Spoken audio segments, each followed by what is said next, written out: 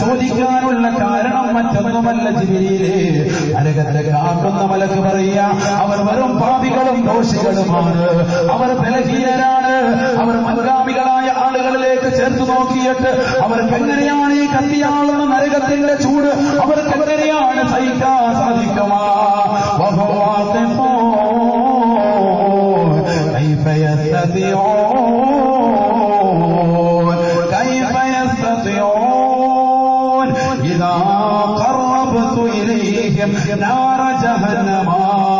ഈ കത്തിയാളുന്ന നരകത്തെ ഞാൻ അവരിലേക്ക് അടുപ്പിച്ചു കഴിഞ്ഞാൽ അവർക്ക് എങ്ങനെ അത് താങ്ങാൻ സാധിക്കും? ഓ ജിബ്രീലേ, ജിബ്രീലേ, അലം തറ കൈഫ ഫഅല റബ്ബുക ബിആദ്, അലം തറ കൈഫ ഫഅല റബ്ബുക ബിആദ് ഇറമ ذاتിൽ ഇമാദ് التي لم يخلق مثلها في البلاد. ഇറമ ഗോത്രക്കാരാവുന്നതായ ആദ് സമൂദ് ഗോത്രത്തിലേക്ക് നോക്കുന്നില്ലയോ? ആരോഗ്യ ദൃഢഗാത്രരായ പന പോലെ വളർച്ചയുള്ളതായ വലിയ തുരുത്തുകൾ പാറകൾ പൊളിച്ചിട്ട് അതിനുള്ളിൽ വസിക്കുന്നതായ ജനങ്ങളെ കാണുന്നില്ലയോ, മനസ്സിലാക്കുന്നില്ലയോ? അങ്ങനത്തെ ആദ് സമൂദ് ഗോത്രമെന്ന് പറയുന്ന വലിയ ആകാര സൗന്ദര്യമുള്ള വലിയ ആൾബലമുള്ള വലിയതായ കരുത്തുള്ളതായ ജനങ്ങൾ, വലിയ മനുഷ്യർ, പർവ്വതം പോലെ എഴുതി നിൽക്കുന്ന മനുഷ്യർ ഈ ഭൂമി ലോകത്ത് കഴിഞ്ഞു പോയിട്ടുണ്ട്. അവരിലേക്ക് ചേർത്ത് നോക്കിയിട്ട്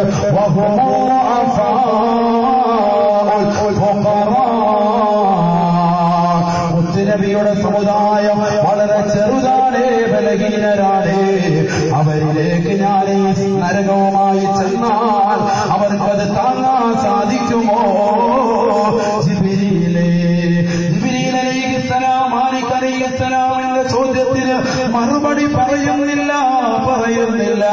അതുവരെ ചോദിച്ച സർവ്വ ചോദ്യങ്ങൾക്കും മറുപടി കൊടുത്ത ജിബ്രീലിന് നാവനക്കാൻ സാധിക്കുന്നില്ല.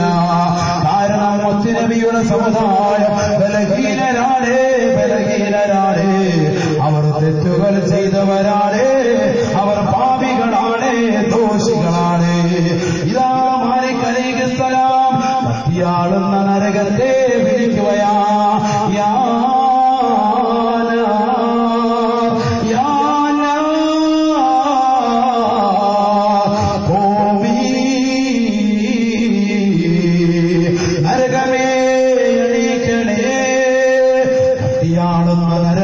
وهي في المحل الذي خلقها الله فيها. അല്ലാഹു സൃഷ്ടിച്ച ഏതൊരു സ്ഥലമാണോ ആ സ്ഥലത്ത് നിന്ന് നിൽക്കുകയാണ് കത്തിയാളുന്ന നരകം. ആ നരകം കാത്തുകെട്ടിയിരിക്കുകയാണ്. 3000 കൊല്ലം നിരന്തരമായി കത്തിച്ചിട്ട് ഇരുൾ മുത്തിയതായ നരകം മനുഷ്യനെ വിഴുങ്ങുവാൻ വേണ്ടി കാത്തു നിൽക്കുകയാണ് നരകം. ആ നരകത്തെ വിളിക്കുകയാണ്. മാലിക് അലൈഹിസ്സലാമിന്റെ വിളിയാണ്. യാ ഭൂമി എണീക്കണേ നരകമേ, എണീക്കണേ നരകമേ. സുബ്ഹാനല്ലാഹ്, ഒരു ശബ്ദം കേൾക്കുകയാ.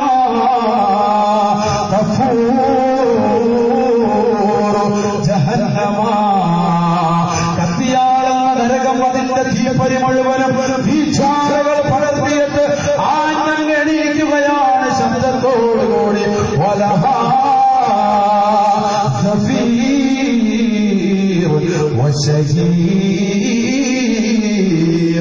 അല്ലാഹുവിന്റെ റസൂല് പറയുകയാ, ആ കത്തിയാളുന്ന നരകത്തിന് വല്ലാത്തൊരട്ടഹാസമാണ്, വല്ലാത്തൊരാർത്തനാദമാണ്. സഹാബത്തെ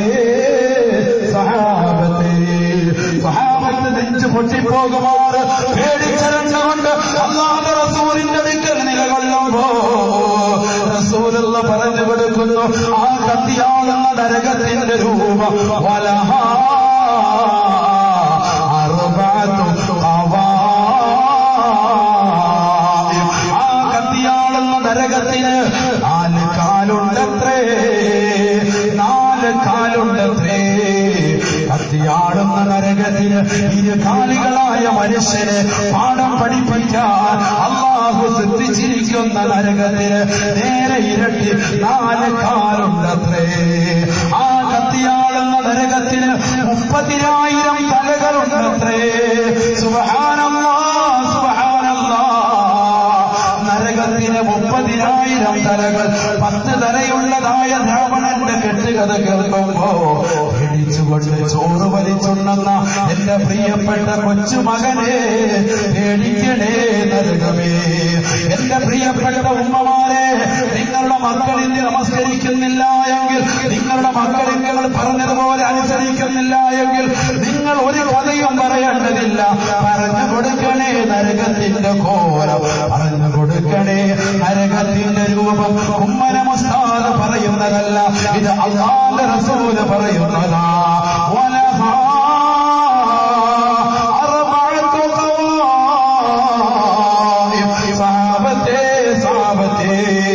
ആ നരകത്തിന് 4 കാലുണ്ട് സാബത്തെ.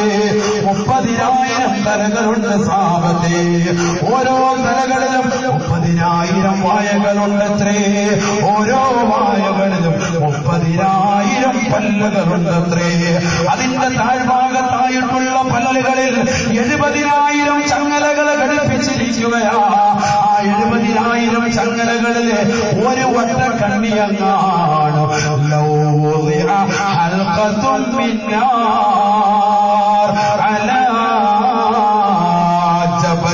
ആ വലിയതായ കത്തിയാടുന്ന നരകത്തിന്റെ 10,000കണക്കിന് ചങ്ങലകളിൽ നിന്ന് ഒരു ചങ്ങലയിലെ ഒരു വട്ടക്കണ്ണി മാത്രം ഈ ഭൂമി ലോകത്തെ ഏറ്റവും വലിയ പർവ്വതമാകുന്ന എവറസ്റ്റിന്റെ കൊടുമുടിയിലേക്ക് വെച്ച് കഴിഞ്ഞാൽ